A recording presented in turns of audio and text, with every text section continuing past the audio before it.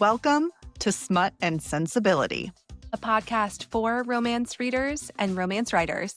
By romance readers and writers. We are Amber, Allie, and Marie, a group of learned ladies who love talking about the romance genre. In this podcast, we will talk about our favorite books, writing craft, and how we make room for a creative life in real time. So buckle up and enjoy the ride. Welcome back to Smut and Sensibility, everyone, a podcast for romance readers and writers by romance readers and writers. I'm Amber. I'm a corporate attorney by day and a romance reader and writer by night. I'm Allie. I'm a doctoral writer and I am studying history part-time at Oxford. Welcome back. Amber, how are you? I'm good. We always say this, but I'm so excited for today's episode. You guys, off campus is everywhere. Everywhere. We're all watching it. We're binging it, rewatching. So Allie and I thought it would be fun to do some slumber party vibes episodes where we both watched and made a list of what our impressions were, what we liked, some excitement. And we're just going to deep dive today and geek out on this new series. Yeah, just kind of our thoughts, because I think there's been a lot of, rightfully so, conversation about book to screen adaptations. There's a lot of casting announcements that have been made. There's quite a few that are coming out this summer just in and of itself. Obviously this series, we have Carly Fortune's Every Year After that's coming out next month with Prime. So this is the summer for the romance girlies. So we thought that this would be kind of a fun conversation since we already had started to have it. And this was something we watched kind of together in tandem. And Amber started watching first and was texting me and I had to catch up. So this is sort of the combination of us having our debrief on what we thought about the series. So I'm so excited. So before we dive in, we have tea time, y'all. Are you ready for some tea time, Allie? Are you ready? Oh, obviously. What are we drinking? That's right. First, what am I drinking? Yeah. I am drinking today a delightful Waterloo sparkling water, and this one is a blackberry lemonade. It's so good. Here we go for the pop. That crisp, that was gorgeous. Bubbly. That was gorgeous. What do you got? What do you got today? I have my classic Chow Peach. You guys know this is what I'm doing this summer. It is you guys who you know. are. You dipped into the cherry, but you had to circle back home to the heart with peach. That's right. Yeah. I've tried the blood orange, the peach, and the cherry. And I like the peach the best still. And I think I actually like the blood orange second, but the cherry is very good still. So it's a close. It's so hard when you like them all. And you're like, who do I like the best? Correct. Oh no. Such a hard decision. I know. So what you are responsible for tea time today. So what news are we talking about? So obviously the algorithm was algorithming, if that's a verb. It is now.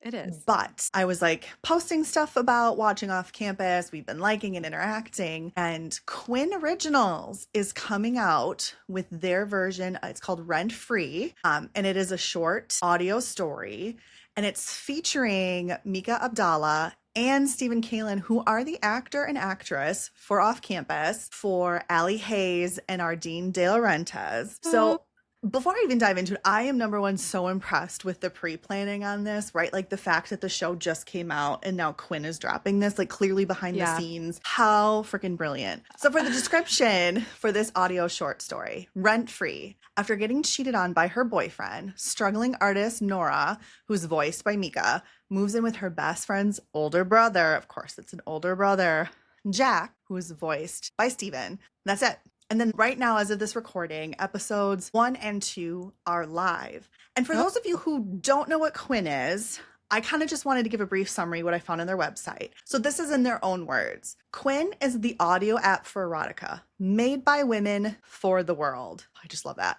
Listen to immersive erotic stories from your favorite voices on the internet.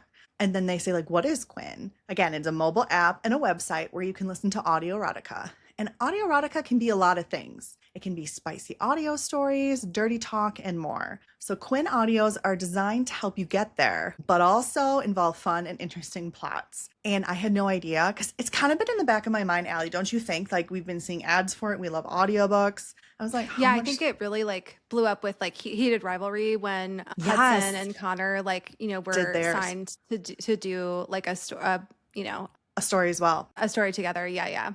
For those of you who are curious, Quinn is $7.99 a month, or it's $4.99 a month if you sign up on your build for like the annual unlimited access to all their audio. So I haven't done this yet, but I think for the sake of the podcast, I volunteer as tribute to maybe purchase this and listen to Little Rent Free and come back and report to you all.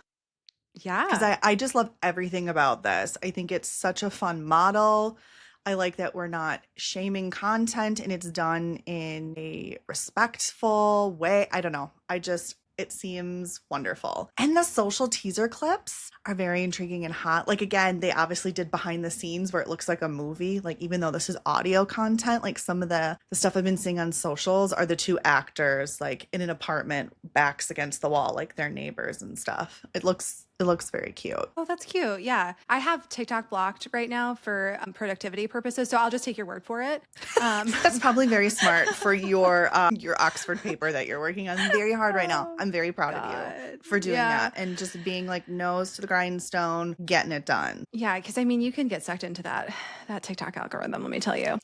Yeah, and for sure. And then it's called Ember and Ice. And listen to this. Meet Finn, who's voiced by Williams, and Dane, whose story. Two Fae princes from feuding courts, bound together by a years-long forbidden affair. And as of the recording, episode 3 is live now. So you guys, I'm volunteering as tribute. You know, after I listen to Rent Free, I'm immediately going to my Fae princes. Like, I was like, that is like perfect. Such, I'm just like that. I'm just like, it's taking me a minute to like conceptualize, because I was like, I have chills. We're combining heated rivalry chemistry and we are making it romantasy, and I'm just like, holy Sarah shit, J. Maas. Like that's just like stacking it together, you know, like two Fae princes. Like, what do you mean? I do have to say, whoever Quinn is hiring clearly has their finger on the pulse, are great employees, great ideas, deserve all the bonuses. Because like I said, like they clearly recorded this anticipating how big it would be and like are rolling it out together. Yeah. I feel like Quinn was like, it just sort of came out of nowhere. And like, I feel like I became aware of it with like the heated rivalry stuff. Like, I think I had heard about it maybe like in the periphery, because they were starting to get celebrities to do audio.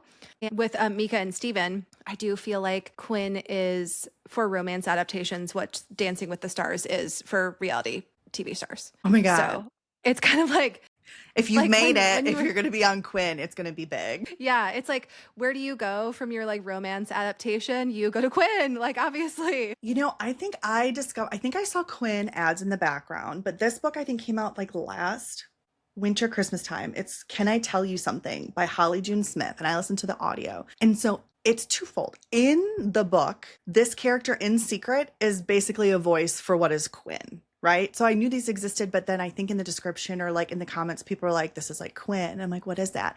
And on top of that, I believe we will have to fact check, but the audio narrator male voice is also a voice on Quinn. So it was like a way for him to do audiobooks. And then I think like cross promote Quinn in this audiobook. Yeah. And that was my first really introduction, seeing what he did in this book as a job, that there are spicy stories that we're very used to in like romance books, or there's also different kind of content.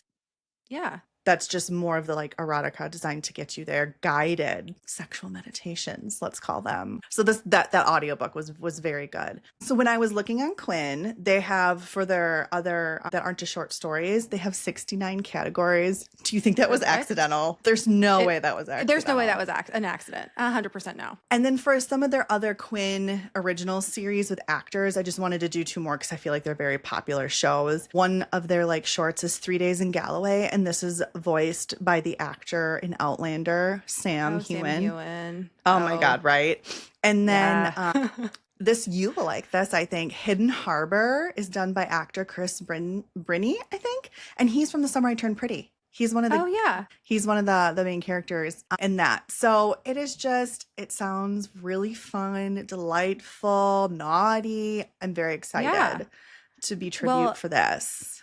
I am looking forward to you doing some research and letting us know. It sounds like it's going to be terrible research. But it was just so fun to see the like, we're doing off campus today. And I was like, oh my God, they already have something on Quinn. It is now time to try. So let us know in the comments. Have you seen these ads? Are they working on you as us? Have you listened? Have you wanted to listen? Think? Let us know. Tell us all the tea, shall we say. Tell us all your thoughts and your tea on the subject.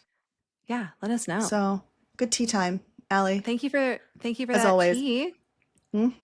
I love it. So let's get into our book nook for Nook. this week. Woot woot. Allie, you should get us started.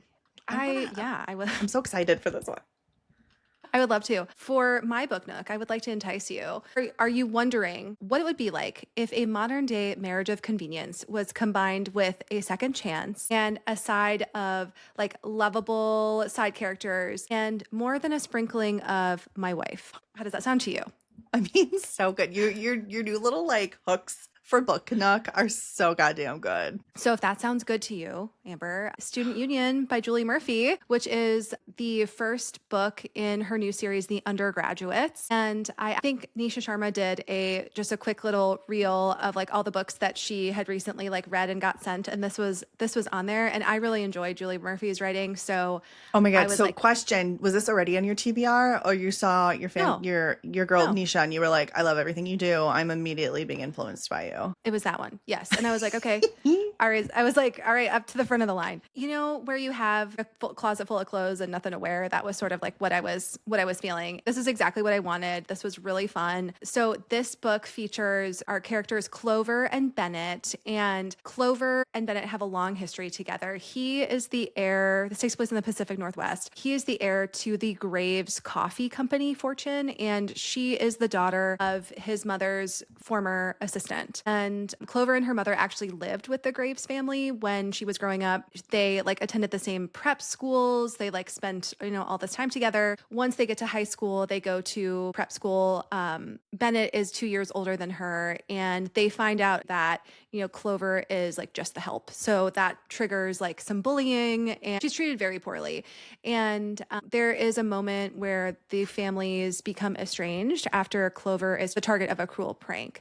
So present day, we are at Wexley University, which is a very ritzy private college, and Clover is reliant on campus housing, and that just fell through. Since her mom, left. What will she do? What will she do?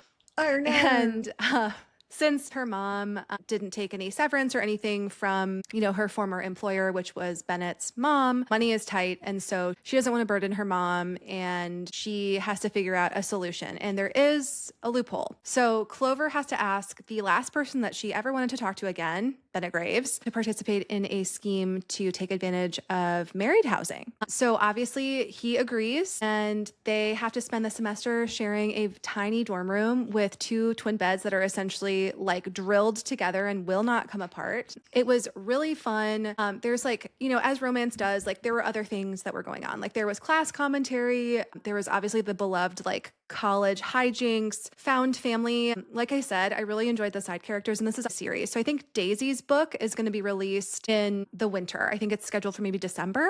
Don't quote me on that. We could always put that like on the screen. It was really cute. So Clover has to decide what she wants to do, and should she give in to the attraction that she has, long held for Bennett and forgive him, or still go their separate ways after finals are over. So it was really fun. It was exactly what I wanted. I did the audio. It was great. And it is 18 plus. So I think it's technically, new adult. So everybody's 18 plus. There is a sex scene. There is graphic material. So this is not a YA, but it was great. Okay. It was fun. It sounds very good. And again, collegiate, like campus, like. And my wife, like marriage of convenience. It should have won the trope bracket, you guys. It didn't, but it should have won.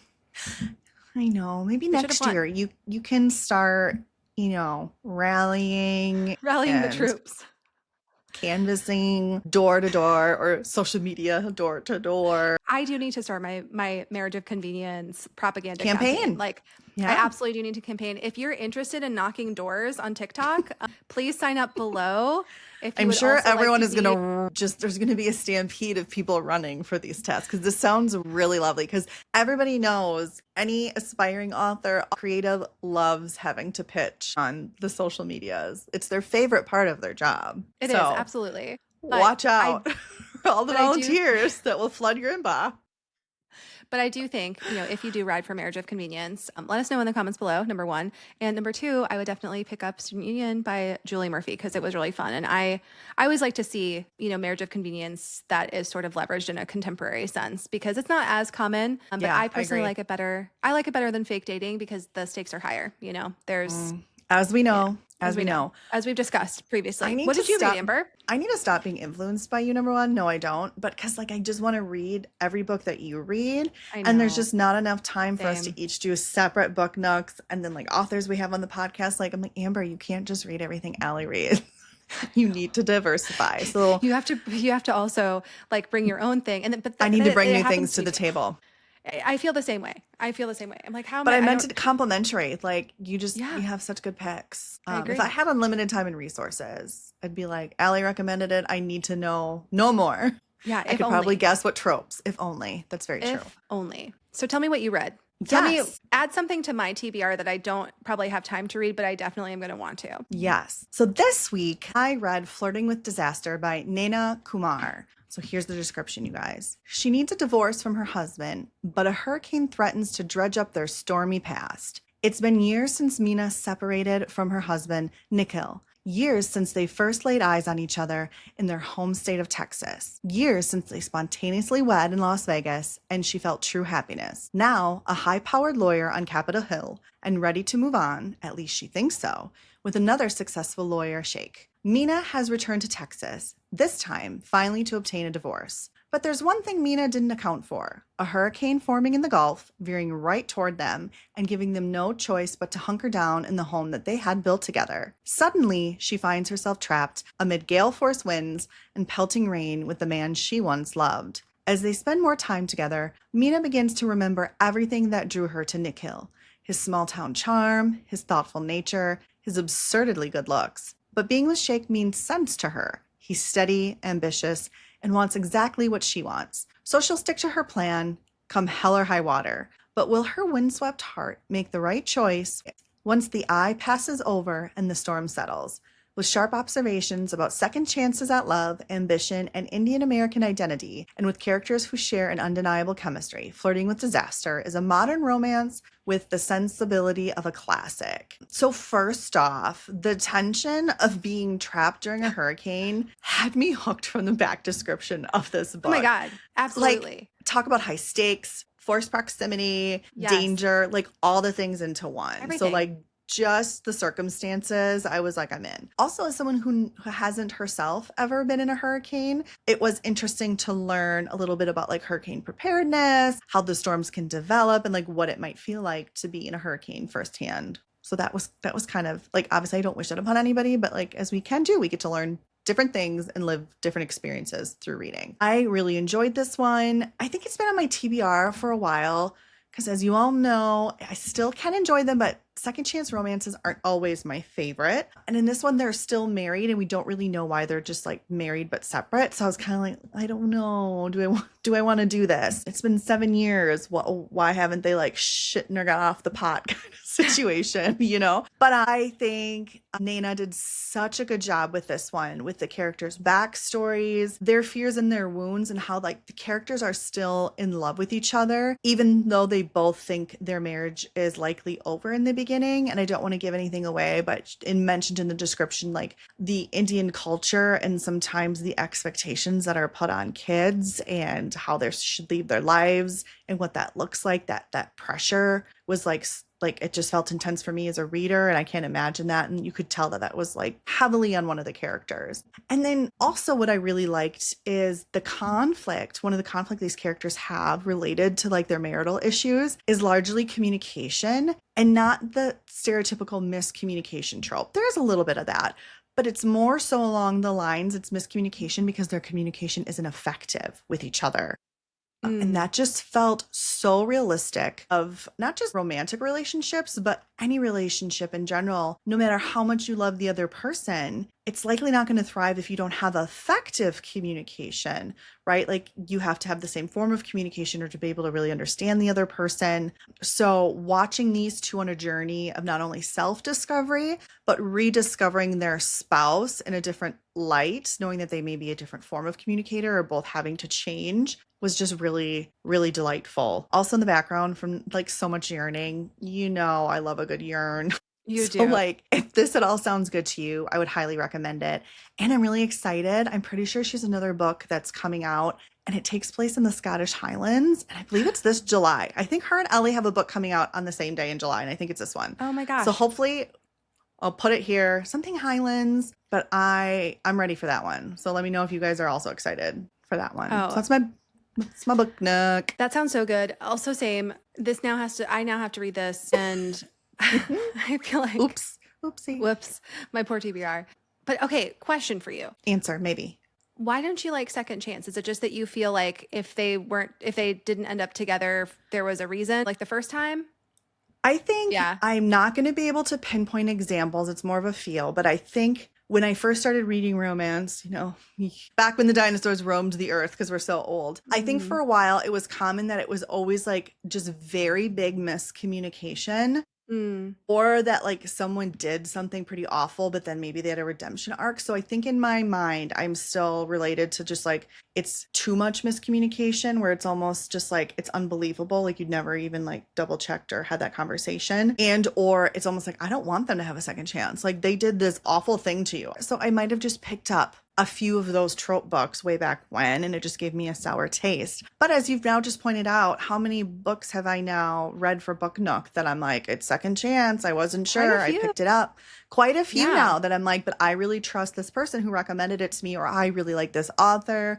Again, Olivia Dade, right? I was like, I'm picking it up. Yeah. So I think maybe I need to just, we can change as people and you get new information. I think you're right. I think second chance romance is starting to move to the maybe you actually do like it in 2026 in the books you're reading. I think I agree with you though about like what it used to be like, because it feels like in the early aughts, it was very much like, and I don't know if I'm just making this up, if this is like the butterfly effect or like whatever, but I do feel like a lot of those, 20 plus year ago romances that were second chance, it was like some type of a cheating situation. Yes. Or it was something awful. Like, yeah, they might've been young and stupid, but like we just give them a second chance because we've met with them 10 years later and we're still like physically attracted. I'm like, oh, gross. I wanted nothing to do with that. Yeah. I do feel like I remember the vibe. And again, this is kind of like billionaire romance time of like, I think. Yes, exactly. I think our heroes are being written better, that are maybe a more emotionally intelligent, that like it's a second chance, but like the reason that they're not together presently is not because of, something that's maybe considered irredeemable or whatever. Yeah. I think that is it. That's exactly what it felt like. So yeah. Yay us and romance just for evolving. Yeah. Great book nooks. So the main event is it time? Event. It is time. We're going to be talking about Off Campus, the TV adaptation on Amazon Prime, episodes 1 through 4 today. So this is, your disclaimer. If you haven't seen it yet and you don't want spoilers, then I would not probably listen. But it has been out for several weeks now. It will have been out. By the time this airs, I feel like people are like, girl, we're on our third rewatch. I know it will have been out for about a month by the time that this comes out. So I do think that there's enough lead time. So Amber, I did want to ask you, this series and this first season is based off of The Deal by Elle Kennedy. And I believe it was originally self-published and then it got picked up like Trad Pub. And it's obviously a hockey series. Did you read The Deal? When did you read it? Like what was your history with this book? Yes. So I read this series. I know there's offshoots. So like The Deal is 4 or 5 books in the original series of this world. And it's been a hot minute. Like, was it around COVID? Was it right before COVID? So I remember like devouring them. Like all the books were out at the same time, but I think some of the offshoots weren't. And I really enjoyed it, but I also devoured it. And it was in a time where I think we were all like quarantining, hibernating. I also hadn't found the like book community that I have right now. So I think I was just devouring, enjoying in silence, and then had no one to really talk to about it. So I was excited when I saw that they were making this series, but it definitely wasn't like I just read it and every detail of the book was fresh in my mind. So when I was watching, I had a few moments where I was like, do I just not remember this, or is this different from the book? And that wasn't bad, but it was definitely like recognizing it had been a been a minute since I read it. How about you? Did you read this book in particular or the series? Did. When I read this book, kind of similar, this was coming out of the pandemic and I was really starting to like read a ton. And if you look at like, I'm in general like a pretty generous reviewer. If the book exists and I didn't find it offensive, it gets a 3 at least. You know what I mean? Like that's the type of reviewer that I am. Yeah, and if you I'm wrote like, a damn book and it all went together and there was a plot. Like stars. I'm like, minimum. and if I read it and I was like, I would recommend it to someone else, or I like really enjoyed the vibes, then I would be like 5, you know, like that's the type of person that I am. So I know that not everybody is like that. I did read this and I remember really liking it at the time. I think I looked back onto my Goodreads and back in the day, I did give it, I think 5 stars. Ooh, I don't know. You dusted off that Goodreads account. Yeah. How far back did you have to go read it? I don't know if I would have given it that, if I would give it that now, because I think there is like, I think initially in the book, like Garrett is written as kind of like a very specific type of hero. I think we'll talk about that, like, you know, as we're talking about these episodes, but I do think that there were some like upgrades, I think, to his character that were made for the adaptation for like our current climate. I do remember really liking it. Also, I'm pretty sure that I read through Allie and Dean's book, but I cannot remember a single thing about it. And that is also how I felt about this book, because I actually had to go look up and like search on Kindle certain things, because I was like, surely this is changed. And it like, and you were wasn't. like, nope, I have no recollection. It definitely wasn't. So I just couldn't remember it. I mean, I guess I've read hundreds of books like since then. So maybe how would I remember? This was one of the OG hockey romances as well. Like this was before the hockey boom, really. Yeah. She was ahead of her time. She was ahead of her time. So what did you think of casting? Throwing me the fiery casting question I know. summer What do you think? 2026. I mean, I can go first. No, I will.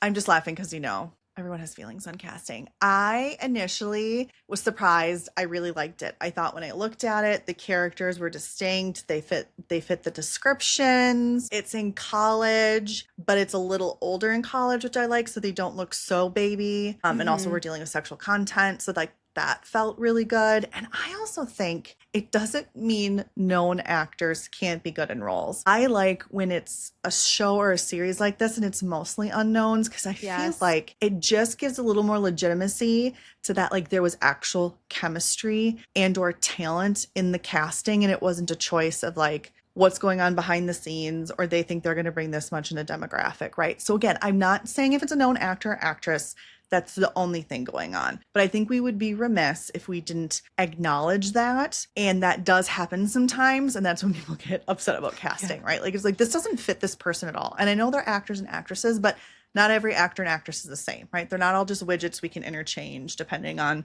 views and what's going on. So I was very pleasantly surprised, and right or wrongly, my gut reaction was like, I love how like I don't recognize any of these people and they all look really great. Yeah, I similarly to, you know, the content of the book, I had no recollection of what the characters look like. So couldn't tell you. The retention blobs floating around in your mind. I remember liking it. There was hockey and there were blobs. Could not tell you. So, but I think they did a great job with the casting. I thought that Belmont Cameli did his facial acting, I thought was really good. Yeah. And with like, because we'll get into this in a little bit, but like there was a lot of like montage and like music that did a lot of heavy lifting. So there was a lot of like facial acting that was happening, not necessarily dialogue, which is typically different than what we experience in a book version of material. So I also think that they did a good job. I also agree. I think that we have had heated rivalry. How delightful. Set the bar high. Both of those actors absolutely incredible. And I was impressed with the acting in this show too. So I think this like team no prior, heartthrob history, like be our new heartthrobs, we love it. I did also think, and we can talk about this more as we get into the specific episodes, but the first thing that I noticed in like the first, 10 minutes of the show is I was like, this feels very familiar. And what I came to realize is that this show, and I'm sure it's intentional because they're kind of capturing like the millennial Gen Z audience, right? And nostalgia is very much in the zeitgeist. Our culture, our 90s, early 2000s culture is very much in the zeitgeist. but I definitely felt like there were so many nods to like big movies, TV shows of sort of our like coming of age era in like the late 90s, early aughts. I was just like, damn, there were just like a lot of visual references, a lot of like how certain shots were framed. Costuming, I felt like was extremely referential, and we'll kind of get into that as we go episode by episode. But I think it was intentional, and I do think that that was a positive thing in general. I think nostalgia is hot right now, and Yes. you know, I didn't mind it. I loved it. I agree. I think I couldn't put my finger on it right away when I was watching, but I'm like, oh, I really like the look of this, or the vibe. But I think it was like subconscious nods to that. But then later on, I caught something in one of the episodes I was watching with Katie, and she mentioned, I forget what 80s rom-com. She's like, oh, that's totally from that. And I was like, holy shit, you're right. Yeah. And since I've binged it, there have been some awesome creators. I wish I should find them. Maybe we can, that have put TikToks or Instagram reels together where it shows like the original 90s movie where he's leaning up against the car waiting for her, and then puts the one where, you know, Garrett's waiting for her coming out of the, you know, so there's definitely like those parallels, which I think is really cool. And like you said, it was kind of built probably for us because we're the ones watching.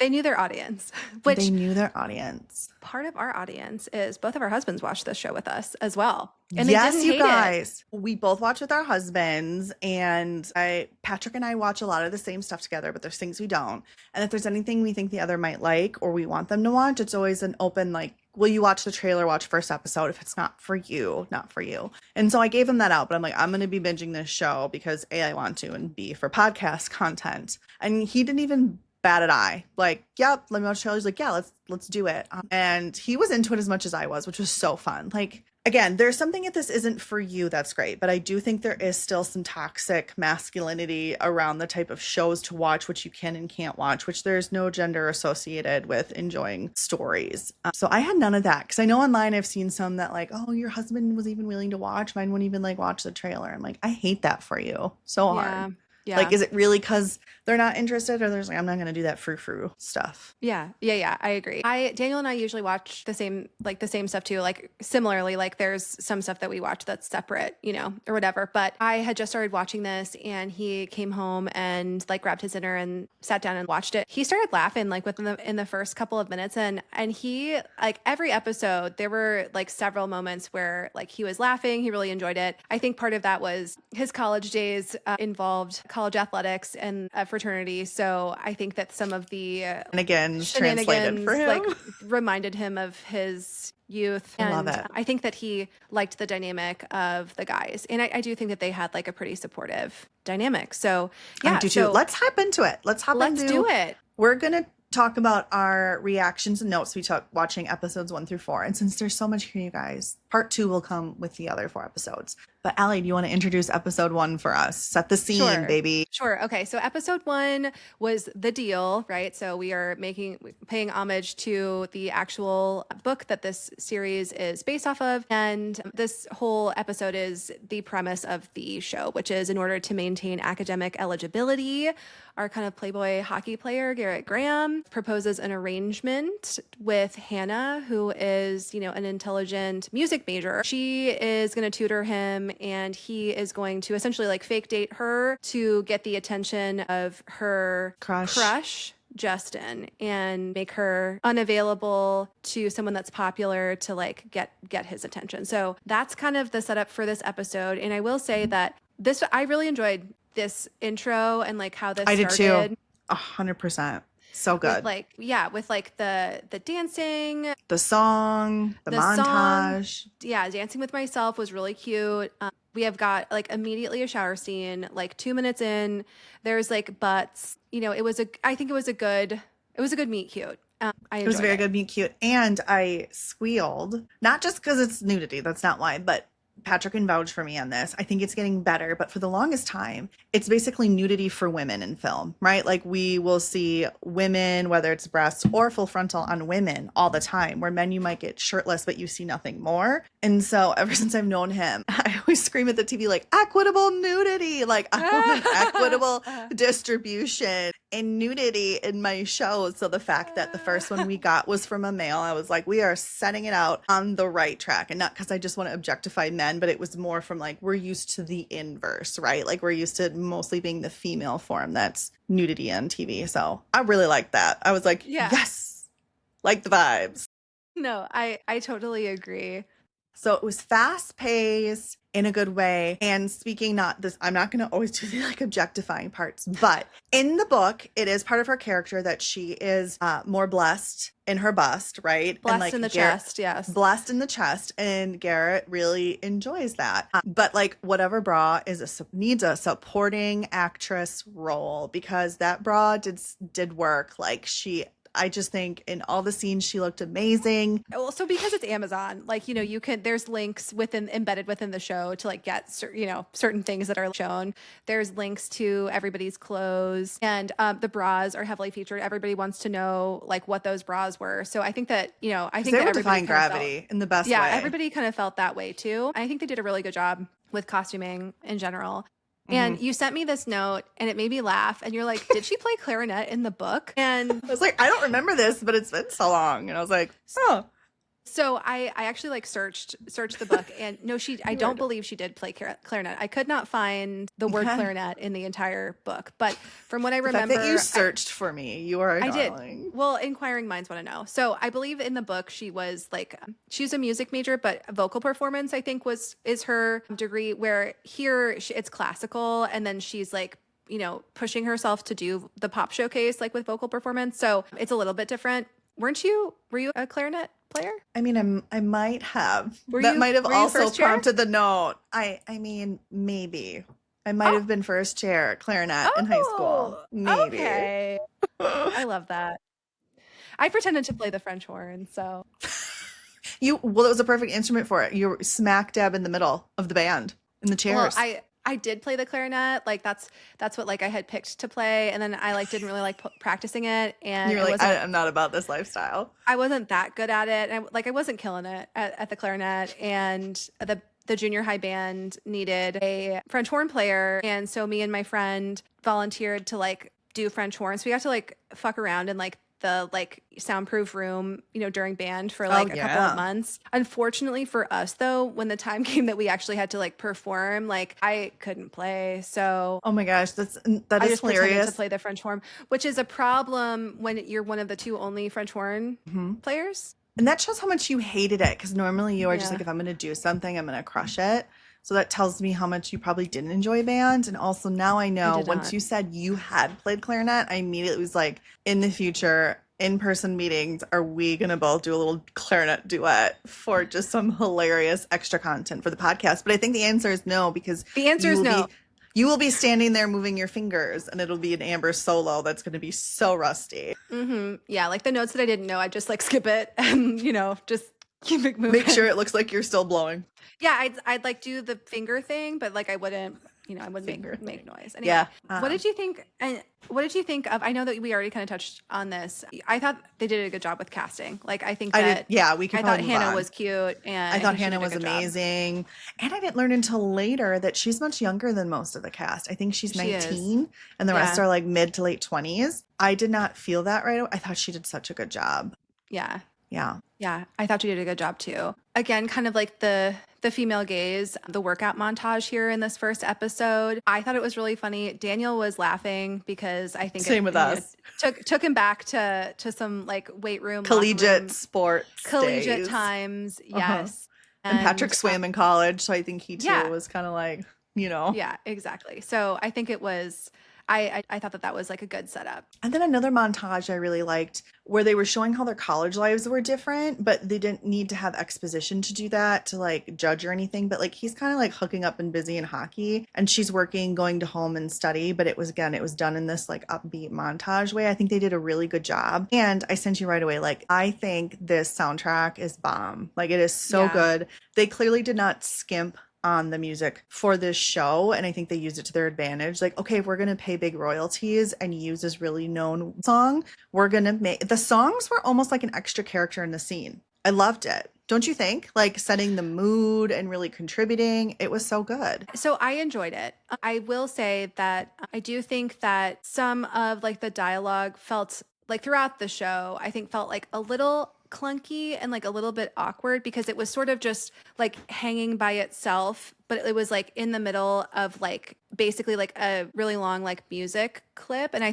do think the soundtrack was really good. I do think that they did rely on the music to do like a lot of heavy lifting, like emotionally and also like with storytelling. Not necessarily that's a bad thing, but I would say that's like a small critique. I also know that it's like a TV adaptation. So like you're not going to have the same dialogue and you're presenting, the story in a different way. But I think I don't know why, but when you talked about them, like, oh, that's fair. And maybe I didn't notice it because I was still coming off the high of the montage. But when you said like the dialogue was hanging there, all that came to my mind was a hanging Chad from like the ballot box costume. Oh, do you remember when that was so big? The hanging Chad. Yeah. Oh, the hanging Chad. Oh boy. Speaking of equal opportunity, what happens next, Allie? Oh yeah, the classic topless roommate chat. I also thought that this was like, again, I didn't remember what I read several years ago. So I was like, this seems like this is probably just a gratuitous show thing. We just had like, naked shower butt moment. This is probably just setting the scene for a classic, co-ed college experience or whatever. But then I went back to the book and I actually found that this is true to the book. Actually on page 22, Hannah is like, we're introducing Allie. Hannah is getting dressed and she's sort of reflecting on like how she used to, quote, be embarrassed the first time that she saw Allie's bare breasts, but the girl has zero modesty. And when she had been caught staring, she winked and said, "I've got it going on, huh?" And then Hannah says, after that, I didn't bother with the under the blanket routine anymore. So that moment is in the book. So yeah. And I didn't remember it being in the book, so I'm glad you looked that up. But also I had a moment where I do feel like it's probably not for everyone. And there's no issue if you are more comfortable being modest. There's nothing wrong with that. But I think there is, at least my experience with girl friendships in college, like you are living together, you're doing stuff, you're helping each other get ready. Like there is something to be said about you're close with someone. It's like a sister familial. It's not a sexual way that like you can have nudity without sexual undertones or connotation. And then you can also have nudity without shame, right? There is nothing shameful about the body. And some of that is going into maybe some of deeper religious roots or purity conversations, which is a whole nother tangent, right? Correct. But my initial thought reaction to this was, yes, like titties, it might be just showing for showing's sake. But to me, it resonated a little deeper that I felt it was authentic for like close female friendships in college. And again, showing like you're comfortable, it's your ride or die, you help each other get ready, you're changing, you're quick, it's not about sexualizing the body, so I kind of liked that. That's very impressive. I agree with you. I think that you took that like to a beautiful deep level. Thank you. Oh, thank you. Yeah, whether that was their intention or not, that was my response.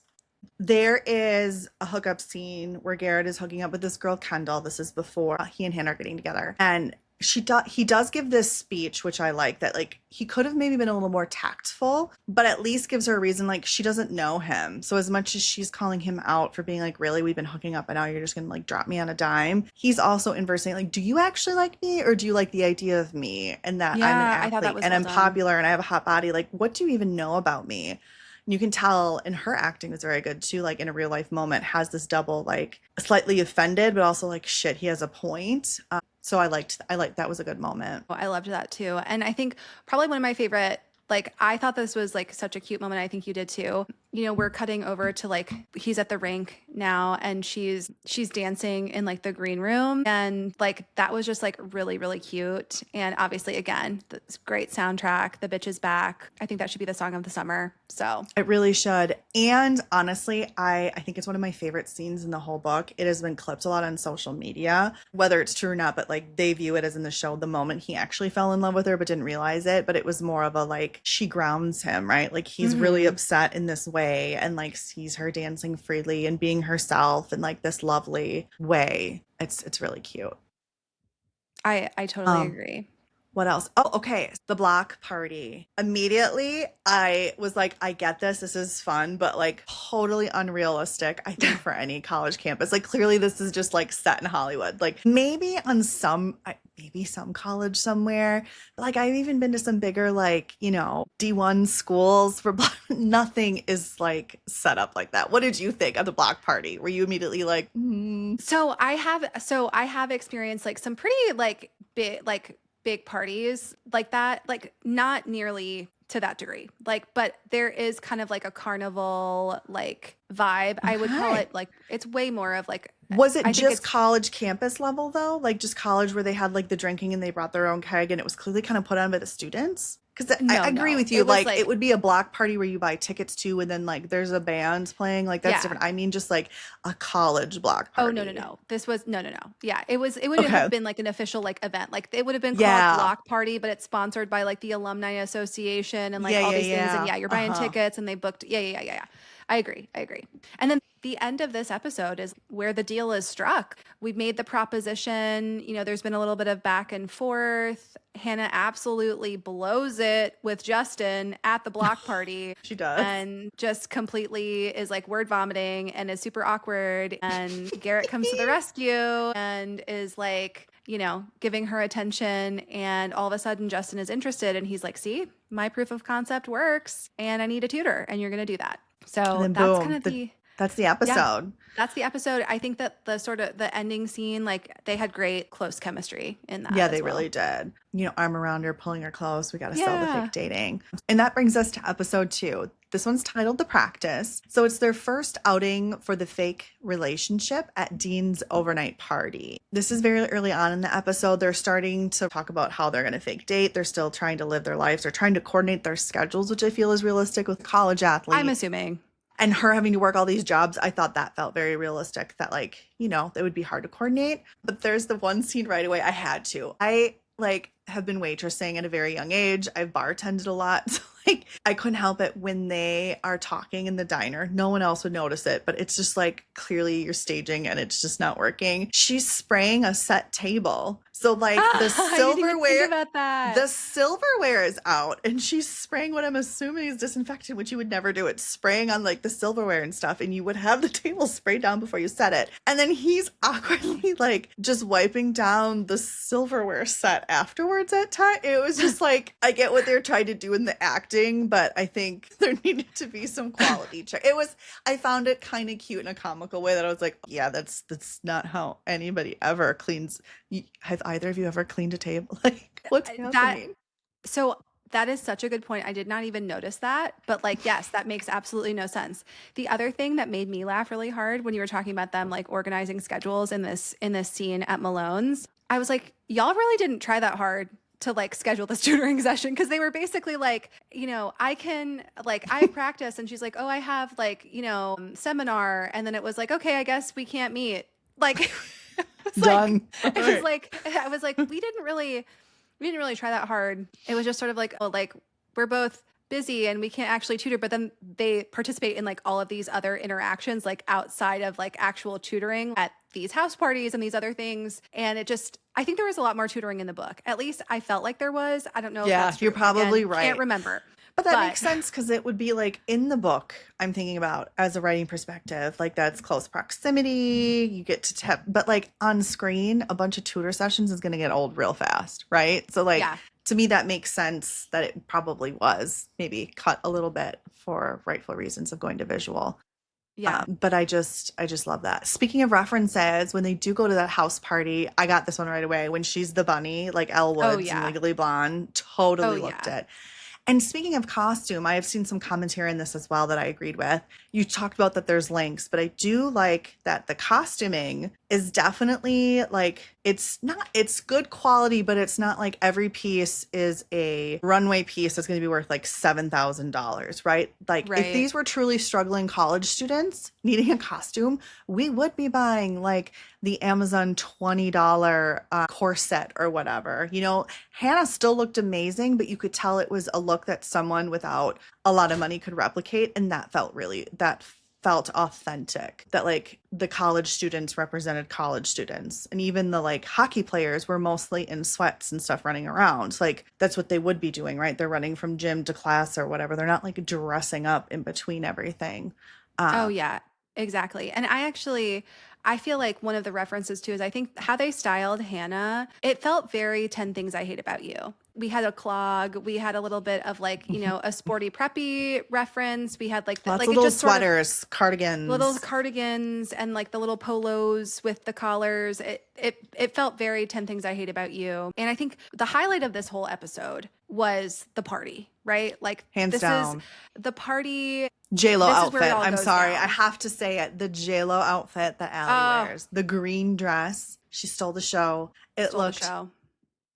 she looked so good. She looked incredible. Her hair is incredible. Like it was so good. I was laughing so loud when she's like yelling at her boyfriend, Sean, and that's his name, right? And she's like, where's your Dunkin' cup? Like, otherwise you don't look like Ben Affleck. You just look like a random dude from Boston. And I was like, this is hysterical. Like that made me laugh. So hard. And I know he's supposed to be a little bit of a dud, but Patrick was like, what is this dude's problem? Like from the very get-go, he's like, he is such a dud. I'm like, I know, right? So even Patrick was very not impressed with Sean. I also saw funny commentary on Allie's hair. It is gorgeous, but it's like before you disillusion yourself to go get those Allie bangs, like you have to have the right hair type.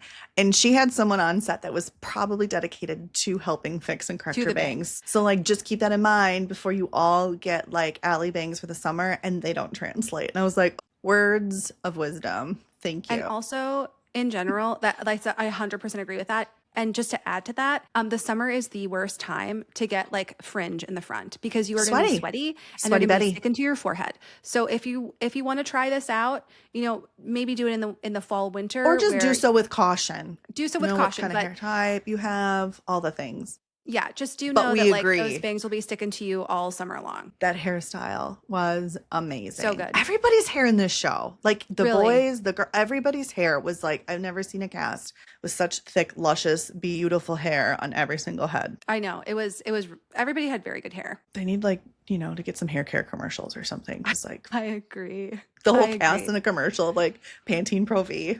That would go viral. It abs 100%. 100% would go viral. Just a thought to the hair products out there. Yeah. Daniel liked the jumpsuit that Dean was wearing. Daniel was also Maverick at like a Halloween party back in college. Of course Daniel was. Of course he was like were Goose and Maverick. Like, you know, so I feel like that's just like a very classic thing. So yeah, enjoyed that like as well. So the other big thing that happened at the dance party, we were just talking about Allie coming in her J-Lo dress, as you all know, and then Dean sees her from across the room and is like, who is that? Plays a J-Lo song and she's dancing and she gets so excited and she's just dancing by herself looking so hot and sexy and just like living life. And Dean comes over and dances and it's not very long, but there is this very just tension. That's what it is. It's hot, right? They're kind of grinding on each other a little bit, but it's not like overtly sexual. It is like the tension between them and the looks. Yes. And the nonverbal communication that is just so delicious in this scene. And I think the commentary online would agree and is showing that like it's everybody's like one of their favorite scenes. There's always jokes talking about like, I'm embarrassed to say how many times I've gone back. Like I'm just rewatching the Allie and Dean dance. Like that's just all I'm doing.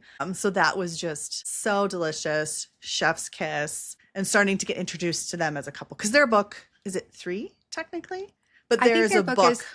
I think they're book 3, but I think they're going to be season 2 is from what I heard. Correct. Yeah. So obviously you're getting this already in episode 2. If you haven't read the books, you would already be getting the hints of that. Like Patrick was like, oh, they're going to get together, right? Because he hasn't read them. I'm like, maybe. You'll have to see. You'll have to see. And also, did you see that Mika Abdallah, she met J-Lo and they like played on the floor? Yeah, there was like a cute, there was like a cute reel. Yeah. It was. I was like, that's awesome. That is really awesome. Okay, one of my favorite moments of this episode, and I think this was just like a really sweet moment, actually, like in the whole series.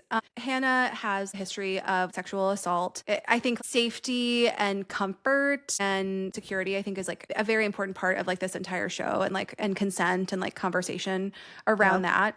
Like my little heart squeezed with this like only one bed situation that they had at the sleepover party, and the fact that they're both so stubborn, but also like it's like stubborn, but also respectful. It was very funny that they were arguing about who was going to take the bed. And then neither of them took the bed, but then they both ended up in the bed watching stuff on the laptop. And it was just, and then, when he woke up, he left, and went back to it was just really sweet. And I don't know. I thought that the fact that they were both sleeping on the floor was just like a really good way to demonstrate that building of trust in this relationship. And I thought it was really cute. And when they woke up and they were spooning, I shrieked a little bit. Patrick was like, you knew it was going to happen. I'm like, it still doesn't mean I'm not excited. And then one last thing before we move on to the next episode, Patrick noticed this too.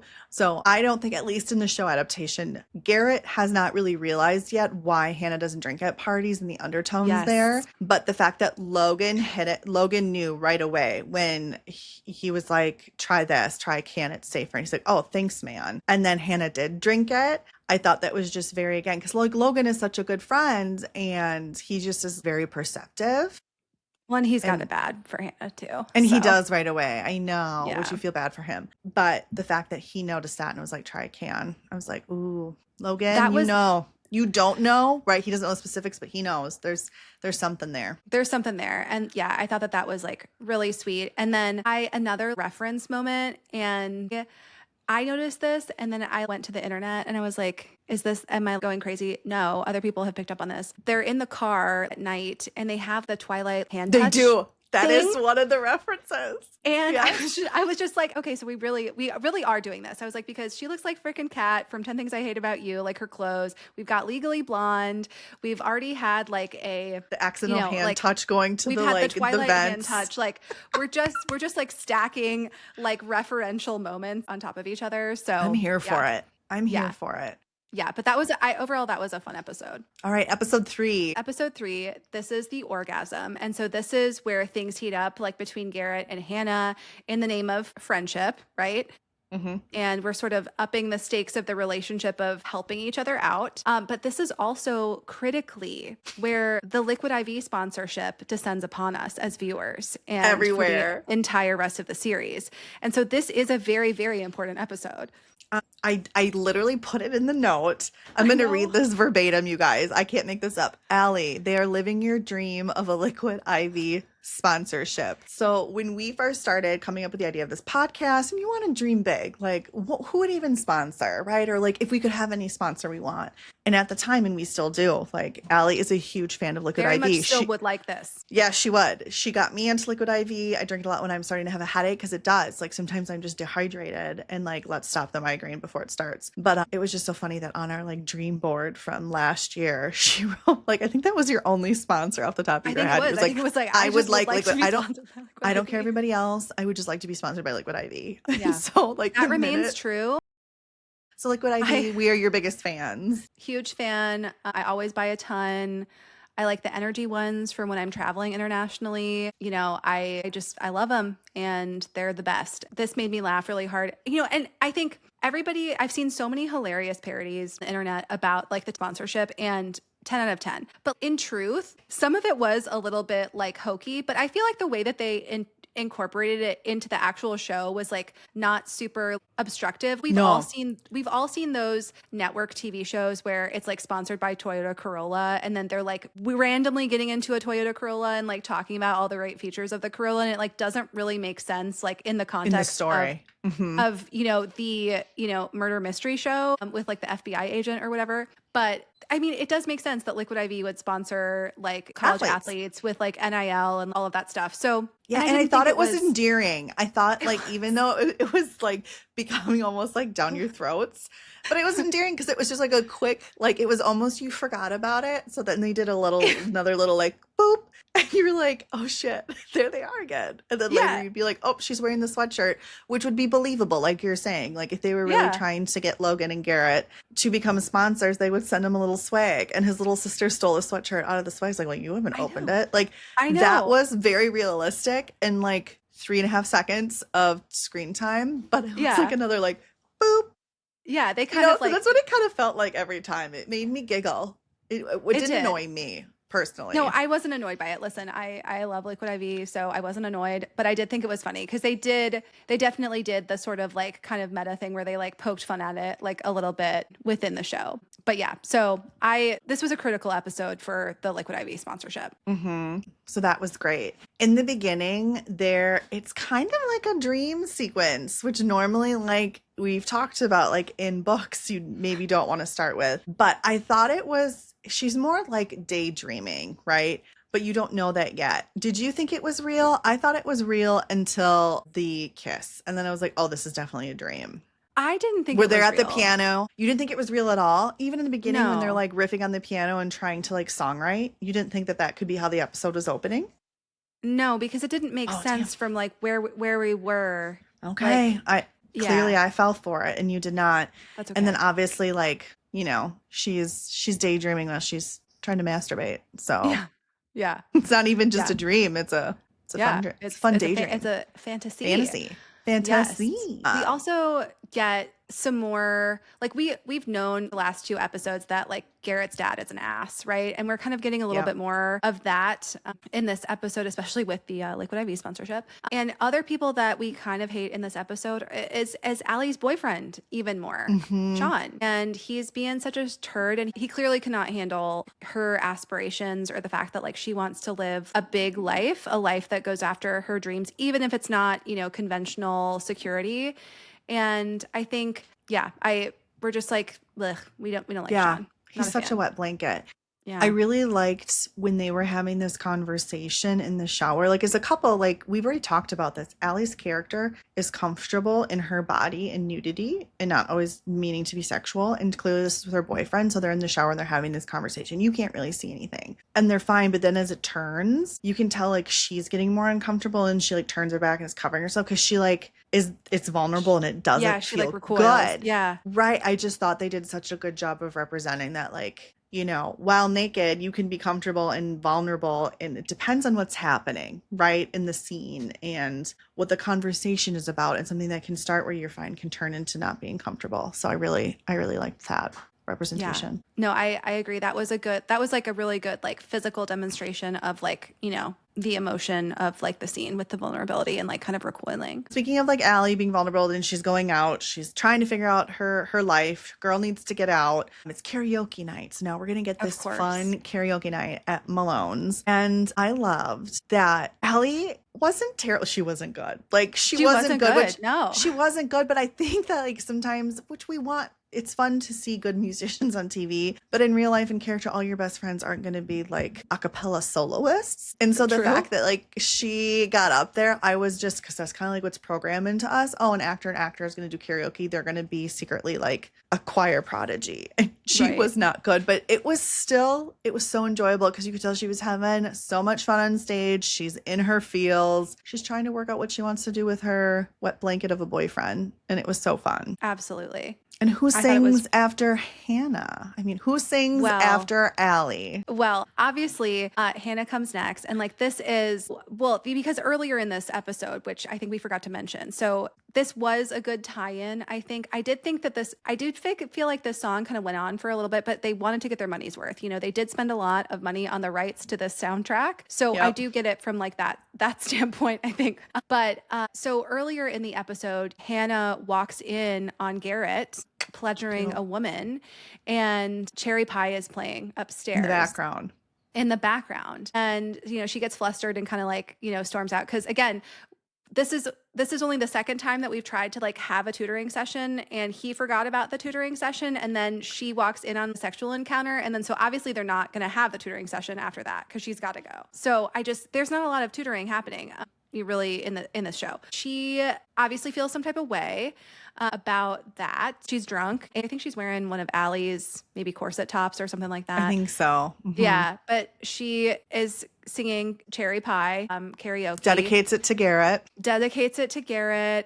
You know, this is also like they're sort of building their public credibility of the fact that they're together, dating and all of that stuff. And he's obviously like very like entertained, and it's cheeky, you know, it's sort of like, I think it's cute. I do feel like this was another instance where like the song was doing like a lot of heavy lifting, but I think that it was cute. I think it was a cute scene. Yeah, I agree with you. I loved the karaoke. Everybody loves her version of Cherry Pie online. They're like, we need her version. Yes, yes. It was so delightful and like playful and banter with the song and with like the movements. It was really great. But afterwards, because she's drinking and Garrett's like, I got you tonight. Do you trust me? I will take care of you. I'll make sure you That get was so home. cute.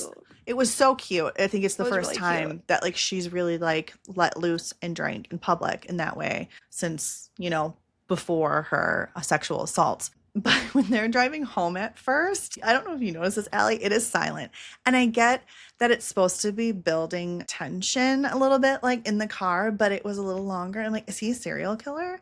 Like, who would be giving somebody a ride home in the car and not put In on silence. anything background? Like, wouldn't that freak you out? Like, if someone was giving me a ride home and it was just like silent, I'd be like, no music, no nothing.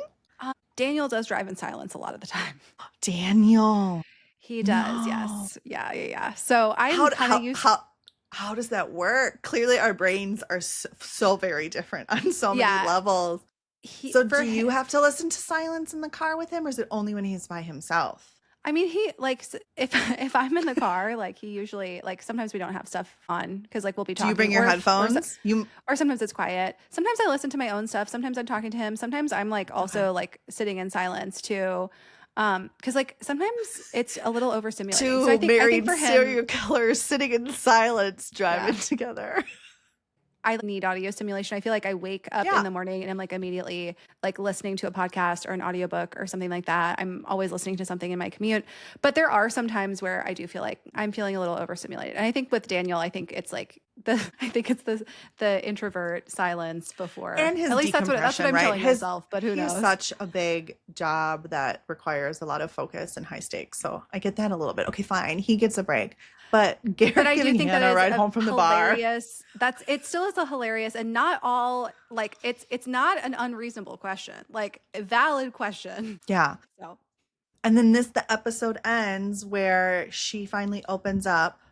First, she tries to kind of do sexual things with him, and he is very delightful and respectful and is like, you've been drinking. This isn't going to happen. And then the next morning, this is when she gives him the proposition and finally tells him about her past and that she's never been able to orgasm with another person. And she wants that person to be him. So that way it doesn't ruin when she wants to try to date Justin. And I obviously knew it was coming. It was really fun to see Patrick's reaction. His eyes got real big and he was like, oh, I did not think that was going to happen.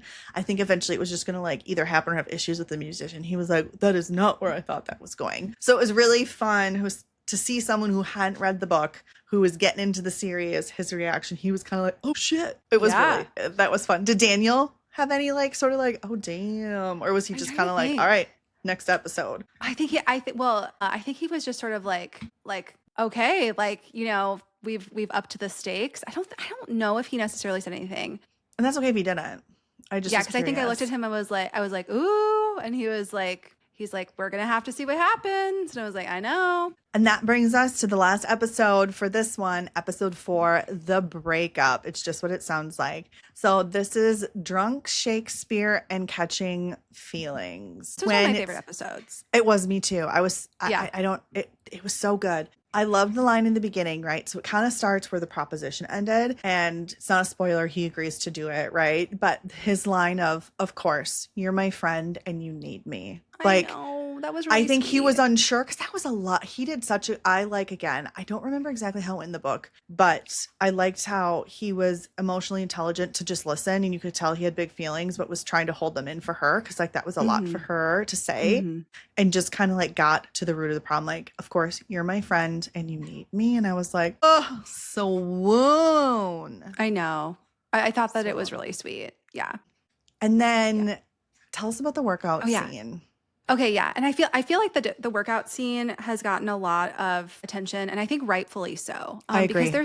there's like a couple, it's not very long, but there's like a couple of really important things that happen. And I think that It's I think between Dean and Garrett to set the yeah, scene. So between Dean and Garrett. they're working out together at the gym as teammates would, and they're like doing individual workouts. So like I think the conversation happens near the bench press, if I remember Yeah, yeah, correctly. yeah. So yeah, something like that. And I think that this was just very important because they're having a conversation about female pleasure and consent and safety and how Dean's like, make her feel safe. And then also, obviously, the fact that she enjoys herself and has an orgasm is like, it's not optional. It must happen. Consideration, right? Mm-hmm. I really liked talking about like safety, like make her feel safe, also be safe. Don't pretend to be this. And yeah, I thought that was just like a really nice scene. And I don't remember exactly if anything like that happened in the book, but Same. I do think I remember like Garrett being like a little bit douchier in the book. And so and that was sort of like, again, I think that our book originally came out in around like 2015. So we were kind of still in the alpha hole realm. And he wasn't fully that, but I do remember him being a little bit more douchey. Like he becomes like redeemable, but like it's just a little bit less emotional intelligence, I think. And I think that the show did a good job of kind of updating that. And I think that these actors did a really good job. And it seems like they took this really seriously and it was important to them and what they've said in like interviews and stuff. Yeah, to show. And I thought they did as good as it could be to like show what healthy male relationships can look like. Like they still goofed around a little bit. They still were being buddy in their own tone of voice and what they were talking about, but still can treat people with respect and care about each other and help each other with relationships and not just, oh, dude, you're in your feelings or like, like just why men, not all men, but right? Like it's a toxic masculinity problem. And a lot of men talk about like they don't have a lot of close female friendships like women do.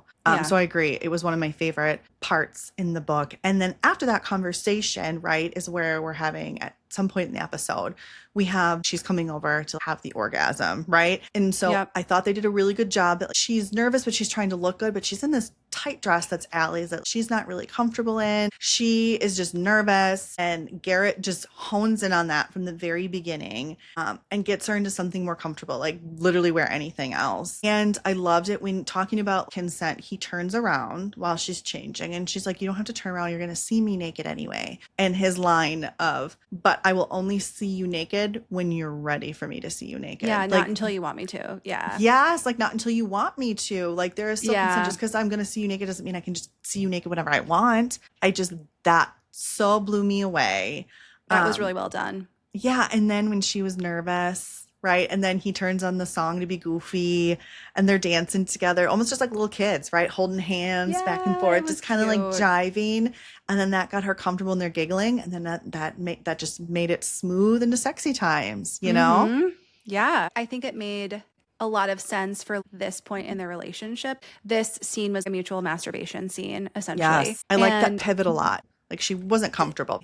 Yeah. Remember they were trying to make out to do something else, and Garrett noticed that she immediately like jumped out of her body, and she's like, this is what happens. Like I'm broken. And you just have so many feelings of like sympathy and empathy for her in this moment. And that the fact that he recognizes it and stops it and is like, you're not into this. Like something is happening. Right. And she's ready to just give up. But Garrett, clever Garrett, what does he decide? What does he give us an idea of? Well, he's like, why don't we both do this for ourselves and like we watch each other, essentially. So mutual masturbation. I don't remember what he says. I don't either. He's like, I think he starts off with like, if you're comfortable, I have something else to suggest. And she's like, well, what do you have to suggest? I think he asks her, because like I think she says, she's like, she can. Oh, she can get herself off. I think she can get herself off, but she can't have an orgasm with another person. And so he was basically like, well, why don't you get yourself off, but I'll be here too. Like essentially having that be sort of one step closer to intimacy, but not full penetration, in this type of situation. Similarly, I think sometimes dry humping, like I think we could use more mutual masturbation scenes. Like I do think that they can be really intimate. And I thought that made a lot of sense for like Hannah's character and where she was coming from. And I thought that it was really sweet. And just again, showing the care and concern to pick up on her cues and to make her comfortable. Yeah. And then I thought it was the themography was great. Like it was definitely female gaze and still very hot, like coming from a sweet, like let's pivot place. Here we are. Who thought we would be talking on the internet about a mutual masturbation scene that we watched? Who knew? I'm glad we're here where we are, but I never would have thought it. And then we go from that into one of my favorite parts of probably the whole show, which was Drunk Shakespeare. Drunk Shakespeare. Yeah. I loved that whole scene. Daniel really liked it. He was laughing a lot. He thought it was really Patrick funny. too. Yeah, it was very entertaining. And I said to him, I was like, where was Drunk Shakespeare when like I was in college? Where is it now? Because I would love to go. It needs to be a thing if it isn't. It probably will I would be love now. it to be a thing. Yeah, So I loved it. And then just it created the perfect scene for everyone's coming. It's an event that the reason everyone to be together, but like we're kind of watching something else, so we can't resolve all the conflict. But we have tension across the rooms, and then they pair up the different couples on stage, and everyone's drinking more and more. So people are slightly getting intoxicated. So there's just added levels of more tension, whether it's sexual and or we're drinking and or there's a misunderstanding or the play's doing something else. It isn't boring and it doesn't go too fast. I just definitely felt like we were just raising, and I wanted more. And the added element, I forget how early in the episode it is, but what is the character? With the fruit. They're basically trying to do a healthy hazing. Oh my God. Thank you. Daniel was obsessed with that. He was. I love this. Me too. So funny. The healthy hazing was basically they're like, Tucker. It was Tucker. Healthy hazing into their fraternity. He's like, here's your fruit. You have to take care of your fruit. And if anything happens to your fruit, you're going to get a bigger one. He's like, what? And then like, then it's a strawberry. Dean grabs it, eats the grape, and then they give him the bigger one. And you're like, I can see where this is going. And so throughout this episode, you see him carrying around a bigger fruit. And he has to do stuff. So he's like trying to trust other friends with it, but we're all drinking. So they're in Drunk Shakespeare. Dean grabs the banana that was supposed to be Tucker's. And he's like, Bernardo, no.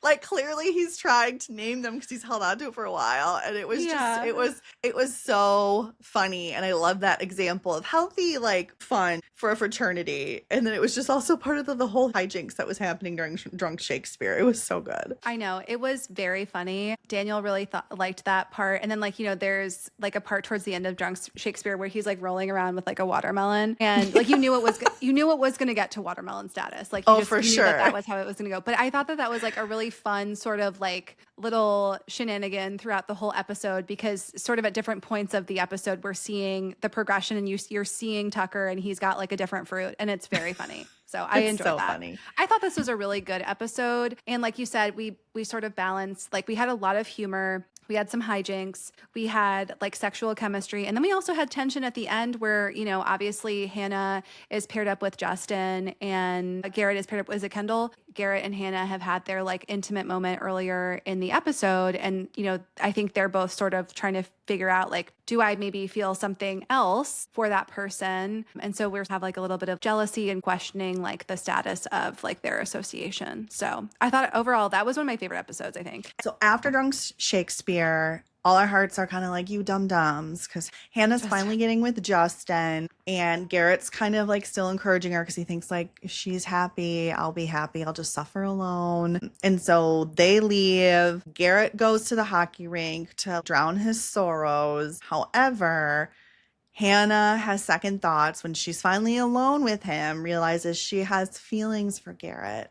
So what does she do, Allie? What does she do for grand gesture? I love that she does it too. Yes, she goes to the rink and he's playing hockey with Melancholy, and she starts playing her song for him and sings over the speaker to let him know that she's there. I forget what song it is. It's an oldie song, but it's her rendition of it. It's so. It was the song that he, because remember, I think we forgot to say this as well, but if you've watched the show, which you probably have if you're listening to this, I think that also like the song his mom liked. Yeah, music is like a big through line. And so she's with this whole showcase thing, she's trying to talk about feelings and music and like what makes you feel things. And so this song, when they played together, I think when they were like, being intimate and like the earlier in the episode, this was one of his mom's like favorite songs. And I think it makes him feel happy. So that's the song that she plays for him. And side note, if you liked it as much as I did, it is now on Apple Music. There you go.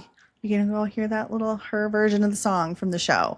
So that's how we end. And then he finally runs up to the booth and they have a little kiss, and it's like, oh, they're going to be together. That's where we're going to leave you today, folks, which is right on track for the midpoint.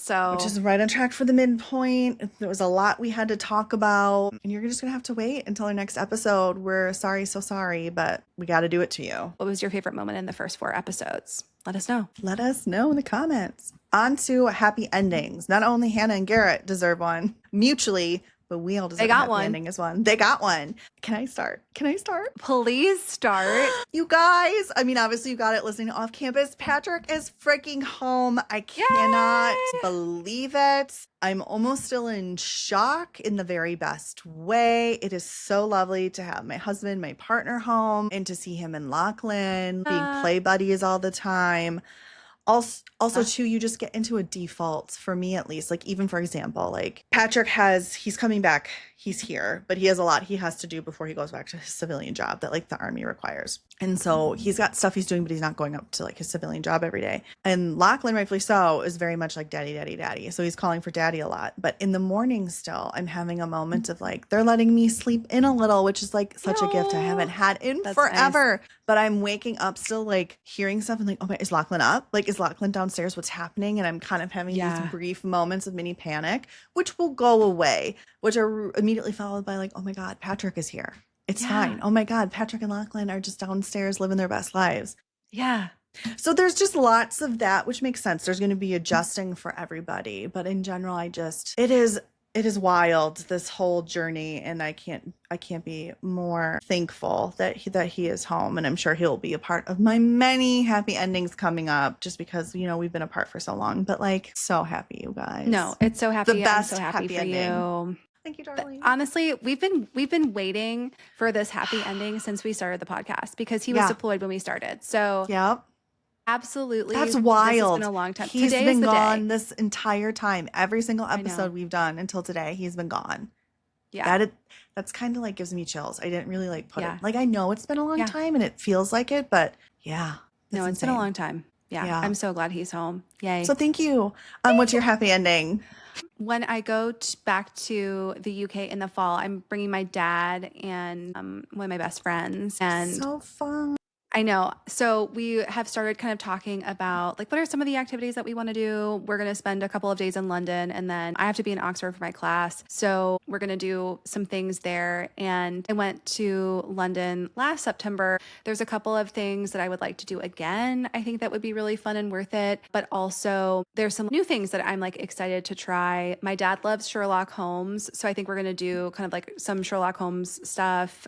That sounds so delightful. Yeah, which I think will be really cute. It is going to be really interesting dealing with like a technology averse boomer. So, you know, keep me. You will in just your be thoughts. there to hold his hand. Yeah, because I told him, I was like, we got to get him a new phone because his is like ancient. And I'm like, listen, everything is cashless. Everything is like, you scan your phone, like all of that stuff. Because he's like, oh, do I need to get like currency exchange? And I was like, absolutely not. They do not want cash. So it's all electronic. So I was like, you need all these, you know, you need all of the bus apps. You need the apps for public transit and navigation. So I'm like, oh boy, I'm going to have to teach him how to use stuff in the next 90 days. So it's add it to the list ending. Of things to do. It is a happy ending. I love it. I'm excited because I think it'll be really fun. And we have some fun stuff planned, but I'm also like, okay, we got to do like a little technology intensive. So that's what on I have the docket. So yes. And I'm excited.